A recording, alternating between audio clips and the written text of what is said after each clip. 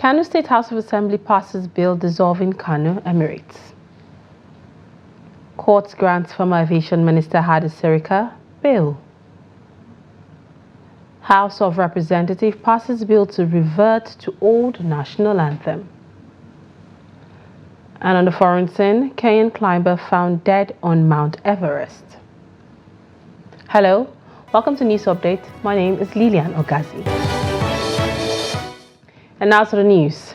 The Kano State House of Assembly has passed the Kano Emirates Council Law Repeal Bill 2024, effectively abolishing the establishment of 5 new emirates in the state. The bill, which passed its third reading, nullifies the creation of the Bichi, Rano, Gaya and Karaye Emirates, leaving only the historic Kano Emirate. Trust TV's correspondent Idris Jibrin reported that all offices created under the repealed law have been dissolved and district heads appointed or elevated under the previous legislation are to revert to their former positions. The Kano State Emirate Council Law 2024 was sponsored by House Majority Leader Lawan Hussaini.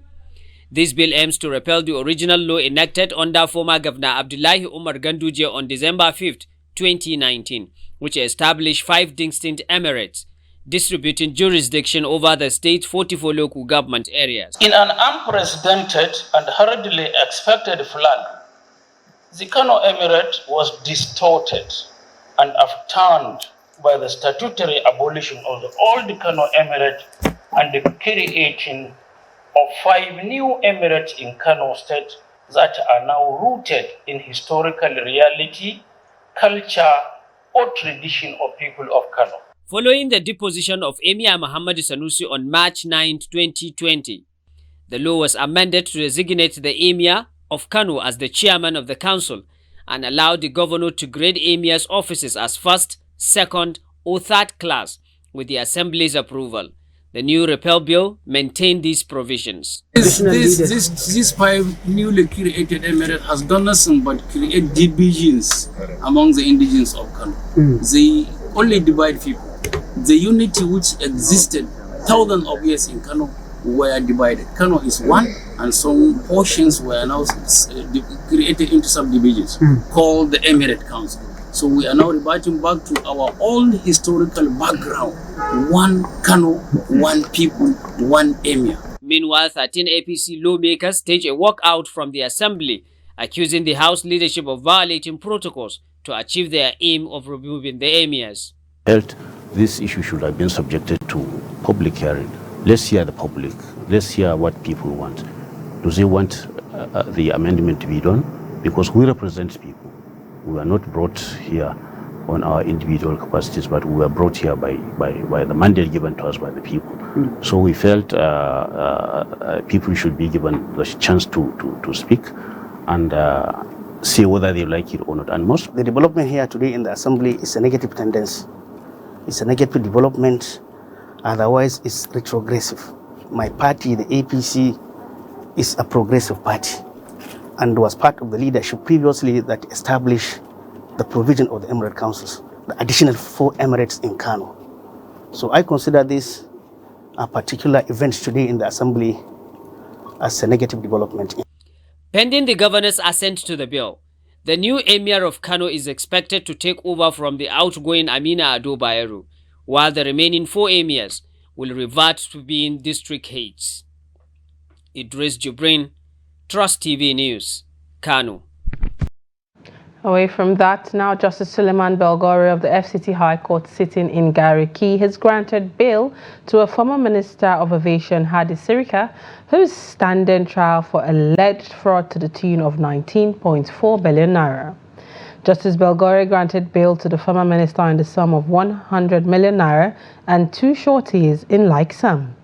One of the shorties, according to the bail conditions, must have a landed property within the jurisdiction of the court. The court also added that the former minister must not travel out of Nigeria without the permission of the court. Furthermore, the court admitted that the second defendant, Ahmed SIRIKA, should be granted bail under the same terms and conditions. A few days ago, the Economic and Financial Crimes Commission, EFCC, charged former Minister of Aviation, his brother, Ahmed SIRIKA, and his company, Ingenious Nigerian Limited, with over 19.4 billion naira. The sum is said to be for several aviation ministry contracts from the former minister to Engineers Nigeria Limited, owned by SIRIKA's younger brother, Abubakar. Meanwhile, the House of Representatives on Thursday passed for third reading a bill reverting the country to the old national anthem, Nigeria We Hail Thee. A bill sponsored by the majority leader of the House, Julius Ivombere, underwent an accelerated consideration on the floor of the House before passage. The passage of the bill came despite oppositions by the minority leader of the House, Kingsley Chinda, and some other lawmakers. Chinda said the old anthem has a colonial tag, which was the reason for the new anthem. The lawmaker, who noted that the old anthem was authored and composed by Britons, questioned the importance of the anthem change at a time of more important challenges in the country. However, the bill was given expedited passage and subsequently passed by the lawmakers. The Minister of the Federal Capital Territory, Nyesom Wike, has disclosed that the Abuja Light Rail will offer free services for 2 months after its commissioning on Monday, May 27th.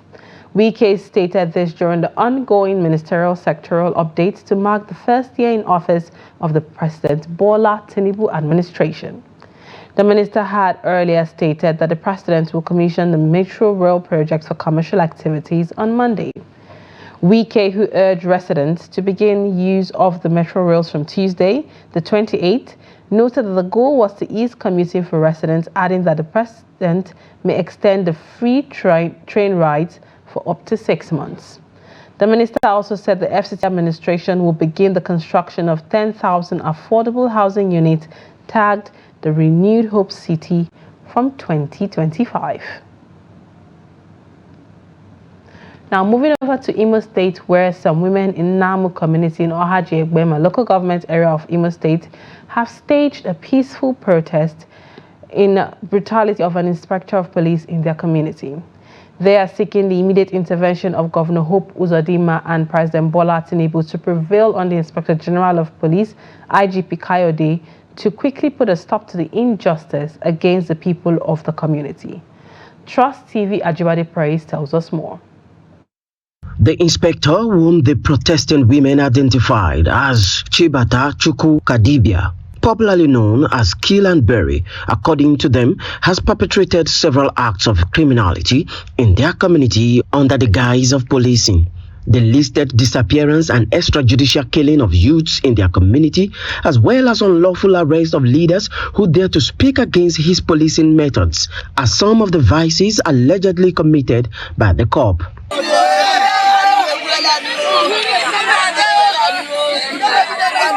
What goes on there is that when he gets people that carry bunkering, he will take them to that place, kill them, and take the money from them and that bunkering as well. And lock them up, also request for money, ask them to pay for this thing, so that they can be released. They will not pay them. Okay, they pay money for their release, for their bail. Yes. Whereas that place is not normal police station. Yes. Okay. They should release Pastor Nobu. Pastor Nobu is innocent. They should bring him out. He did not do anything. The whole community does not like that officer that did this to Pastor Nobu. Pastor Nobu to be released wherever they are taking him to. Let them release him. He's our man. He's a good man of this land. We need him alive and back to our community. Whoever that is responsible, we don't care to know. All the allegations they're laying on him is a lie. When contacted, the police public relations officer of Imo Command, ASP Henry Okoye, said the command is aware of the development, but however advised those concerned to lodge a formal complaint through the police public complaint units. He assured the command under the leadership of CP Danjuma Aboki is ready to effect actions that aid peace in all communities across the state. And advise them to take advantage of the disciplinary units in the command. The command can tolerate all these things. If there's any genuine complaint against any of our personnel, you should bring it to us to handle. And if there is need, like I say, to transfer an officer to another location, we can for the purpose of peace. According to the residents, this is not the first time they are calling for the redeployment of the police officer from their community, following the complaints of his dangerous style of policing. Ajibade Praise, Trust TV News, Owerri. Following the withdrawal of the military from Okwama community, the Deputy Inspector General of Police in charge of ICT Department, Force Headquarters and DIG South-South, Daniel Sokari Pedro, says that the Nigerian police will ensure peace in Okwama community. He stated this while speaking to press in Asaba after a visit to the governor of Delta State in Asaba. The DIG pointed out that his men have been trained to maintain peace and order now that the military have withdrawn their men, noting that peace is a necessary tool in that community for sustainable development. The fled indigenes of the community during the crisis that took the lives of military men have received green lights from the relevant authorities, including the state government, to return home. Ours is to maintain internal security. Okay. It is only in heaven we don't have crime. Here on earth, we have crime. We keep on trying our best. You know, when you fight crime with by using human resources alone, you may not achieve much. When you now deploy AI and other forms of technology, I'm sure all those aspects of crime you're talking about will reduce. Meanwhile, the police officer assigned to the enforcement team of the Jos Metropolitan Development Board was reportedly shot dead on Wednesday in Terminus Market, Jos, the capital of Plateau State. Reports said that security operatives, including police, mobile police and soldiers, have been mobilized recently by the state government to enforce a non-street trading in the area. The security operatives are stationed around Terminus Market to ensure total compliance to the law. An official of the market confirmed the development, saying the officer was mistakenly killed by his colleague. He said the situation has led to tension in the area, resulting in the firing of tear gas to disperse the crowd. The spokesperson for the State Police Command DSP Alabo Alfred said they were investigating the matter.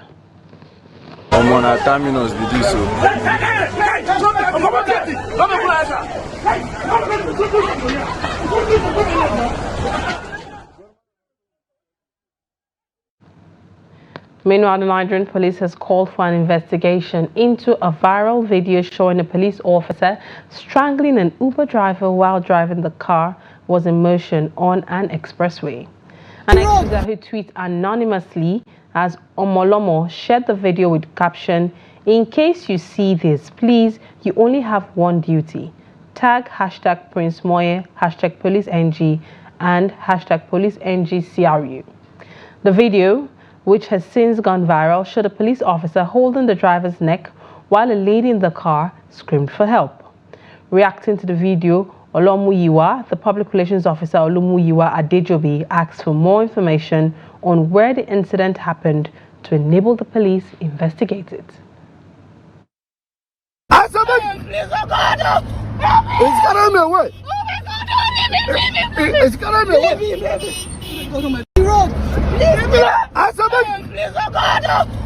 It's carrying me away. It's carrying me away. Moving on, the Borno State Police Command has arrested 25 suspects for drug dealing, abuse of illicit drugs and social vices in Maiduguri. Among the paraded suspects before journalists at the command's briefing include 2 suspects caught for attempting to bribe a DPO for the release of a suspect. The police also, during its raid operation, apprehended 21 suspects in possession of dangerous weapons and drugs such as tramadol, D5 and Extol tablets, codeine syrups, knives and Indian hemp, among others. The Borno State Public Relations Officer Nahum Kenneth Daso said the bribery case has been referred to the state CID for further investigation and prosecution. He added that the command will maintain the tempo in flushing out criminals and sustain peace in Borno. The assailant was conveying tramadol capsules concealed in 2 sacks. It was recovered during the stop and search area. while on the 22nd of May 2024, at about 10:00 hours, one Usman M, 23 years of age, of Polo High Court area, and one Haruna Zava, 32 years of age, of Polo Kusheri area, Maiduguri, came to GRA police station with the sum of 400,000 naira to bribe and free the said Bello Abubakar, which was earlier arrested in possession of 2 sacks containing tramadol capsules. The divisional police officer rejected the bribe as part of professionalism and patriotism to the service. The suspects have been arrested too, and all suspects have been taken to State Criminal Investigation Department. This is news update coming to you from Trust TV. Coming up, Gombe Balanga farmers appeal for return to dam irrigation site after 4 years of inactivity. More news when we return. To stay. Welcome back. If you're just joining us, this is news updates coming to you from Trust TV. Let's take a look at our headline stories again. Kano State House of Assembly passes bill dissolving Kano Emirates. Court grants former Aviation Minister HADI SIRIKA bail. Now moving on. In a strategic move to enhance investment opportunities for both foreign and local investors, particularly in the agro-processing sector, the Jigawa State government has signed a memorandum of understanding with the Nigeria-Arabian Gulf Chamber of Commerce in Dutse. The agreement is expected to boost food production in the state. The report. Jigawa State, a leader in the production of sesame, hibiscus, and gum arabic, is actively seeking investors to expand investment opportunities. This initiative aims to attract development partners to harness the state's significant economic potential, fostering growth and development for both the state and the nation. A delegation from the Nigeria-Arabian Gulf Chambers of Commerce, led by the organization's Chief of Staff, Kasim Gidadu, said the MOU with the Jigawa government is expected to bring substantial improvement to the state's investment landscape. Governor Umar Namadi said Jigawa is the largest producer of sesame and hibiscus in Nigeria, contributing 75% of the country's export commodities, with the state accounting for 90% of the national production. We are here today, Your Excellency, to actualize that MOU by getting that MOU signed. The signing of the MOU geared towards the promotion of products that Jigawa State has comparative advantage over and the attraction of investments for export-ready industries in Jigawa. The Nigerian-Arabian Gulf Chamber of Commerce is committed in achieving these objectives through the utilization of the Trade House and the regional office, both located at the UAE. Your Excellency, we implore you to visit these facilities for your assessment should you get the chance to go to UAE. So, since the last time we were here, we were able to launch the Nigerian Trade House in Dubai, which was witnessed by the Nigerian government. Primarily, some of the subnationals attended. During that event, we were able to sign MOUs with Lagos State government, and we've been developing that MOU relationship with Lagos State actively. As a state, promoting commerce and industries is one of our 12-point agenda, and we felt Nigeria-Arabian Gulf Chamber of Commerce is a very good partner. The signing of MOU today signifies our intention to promote businesses in Jigawa State. The Chief of Staff to the President, what we are doing today, we are promoting a serious business between Nigeria-Arabian Gulf Chamber of Commerce and Jigawa State. It may interest you to know that Jigawa State, we are the #1 producers of sesame in Nigeria. We are also #1 producers of hibiscus in Nigeria. We are the #1 producers of wheat in Nigeria. And we are the #1 producers of gum arabic in Nigeria. We are ranked #2 in the rice production in Nigeria. And also, what we are doing today, let me confirm to you that in our preparedness to enhance this relationship, we have secured the approval of the Federal Civil Aviation in Nigeria, the Honorable Minister of Aviation, that Jigawa State Airport will be converted into cargo airport. To facilitate this process, Governor Namadi revealed that the state government is negotiating with airport authorities to provide cargo facilities at Duse International Airport to expedite the export of processed products from the region. Meanwhile, farmers at the Balanga Dam irrigation site have called on the state government to allow them to continue cultivating their field after 4 years of inactivity. According to the farmers, almost 900,000 people were affected, while several youth and farm laborers have resorted to crime due to idleness. They are, however, urging the government to take the necessary measures to restore their means of livelihood and fight unemployment in the nearby communities. Trust TV Hassan Kohli visited the dam site and filed in this report. Situated in Balanga local government area of Gombe State, the Balanga Dam was a source of livelihood for hundreds of thousands of people, especially irrigation farmers in Balanga, Galangu, Suwa, Tula, Donk Arame in Gombe and neighboring states. However, the 4 years of inactivity have denied almost 1 million people access to their land, as the government failed to pump the water from the dam for irrigation farming. Communities are worried that most of the farmers are now unable to provide basic necessities for their families. I have been engaged in irrigation farming for more than 3 decades. We used to clear debris and vegetation on the canals before the irrigation farming season, and it was always done through community effort and a little aid from the government. However, for the past 4 years, we have been unable to cultivate our lands as the government not cleared the canals. We even agreed to do the entire operation, but the government did not accept our offer. In fact, we have exhausted all our efforts for now, yet we have not been officially informed of the reason behind the development. With the family of 21, 50-year-old Yahya Ali says his life has never been this difficult. I have been carrying out irrigation for almost 3 decades.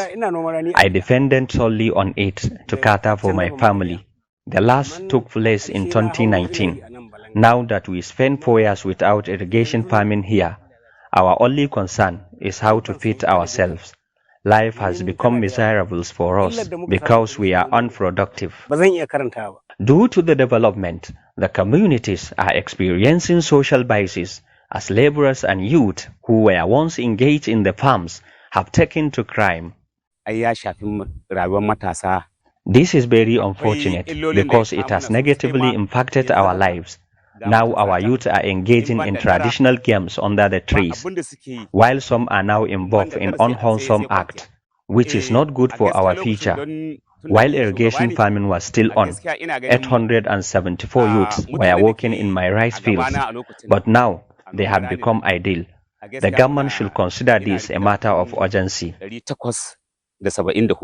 Reacting to the development, the state government said modalities are being worked out to kick off the rehabilitation and expansion project at the Balanga Dam irrigation site. The state government, since when I came to office, I've been making a lot of strides to ensure that normalcy has returned in Balanga Dam. I'm happy to tell you that the zonal coordinator of Northeast Development Commission visited me last 2 weeks, and he informed me that the only thing that is left now is for the contractors to be handed over to the state so that they will commence work. So that aspect too has gone very far. So I want to inform the citizens of Gelongue especially, but Gombe State as a whole, that very soon and before the next irrigation season will commence, I'm very sure that Balanga Dam will be in shape and normalcy will be returned and irrigation farming will commence. The Balanga Dam was created by the former head of state, General Ibrahim Badamasi Babangida, in 1980s as a multipurpose dam that serves as a source of livelihood to residents in the community. Hassan Lawan Kohli, Trust TV News, Gombe. And now to the foreign scene. A Kenyan climber has died close to Everest summit and his Nepali guide is missing. According to a tourism official, the incident takes this recent toll on the world's highest mountain at least 3. Joshua Cheriot Puri, who is 40, and his Nepali guide Mwang Sherpa, who is 44, went missing and out of contact on Wednesday morning. A search team was deployed on the 8,849-meter high mountain. Search parties also continue to look for a 40-year-old British climber and a 21-year-old Nepali guide who have been missing since Tuesday morning after an icefall collapse as it descended from Everest Peak. On Monday, a Romanian climber died in his tent during a bid to scale Lost, the 4th highest mountain in the world. Everest and Host share the same route until diverting at around 7,200 meters. And in sports, Enyimba Football Club has announced the promotion of assistant coach Olarewaju Yemi Daniel to the position of head coach until the end of the season. A statement by the club said the appointment became necessary following the departure of coach Finidi George, who has officially accepted a prestigious position with the Nigerian Super Eagles. The club's head coach George has been an invaluable asset to the club during his tenure, and his contributions have been deeply appreciated. With that, we've come to the end of News Update here on Trust TV. Do also follow us across all our social media handles for more news, programs, and documentary. Thanks for watching. I am Lilian Ogazi.